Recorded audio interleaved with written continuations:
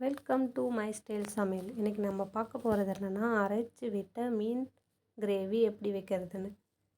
நெல்லிக்காய் சைஸ் புளி, 6 மிளகா, மஞ்சத்தூள் எடுத்து நல்லா மிக்சியில் அரைச்சி வச்சுக்கோங்க. ஒரு வானல் அடுப்பில் வச்சுட்டு எண்ணெய், கடுகு போட்டு நல்லா பொரிய விடுங்க.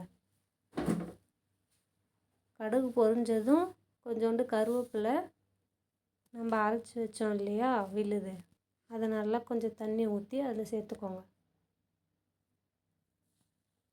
இன்னும் கொஞ்சம் தண்ணி ஆட் பண்ணிவிட்டு தேவையான அளவு உப்பு போட்டுக்கோங்க. நல்லா மூடி போட்டு நல்லா கொதிக்க வைங்க. கழுவி வச்ச மீன் எடுத்து கொதித்ததுக்கப்புறம் அதில் போடுங்க.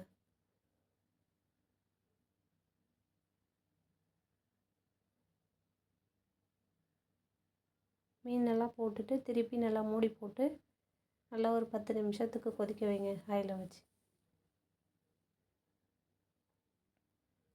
கொதித்ததுக்கப்புறம் பார்த்தீங்கன்னா மீன் நல்லா சுண்டி வந்திருக்கும். இன்னும் ஒரு 15 நிமிஷம் சிம்மில் வச்சு வேக வைங்க.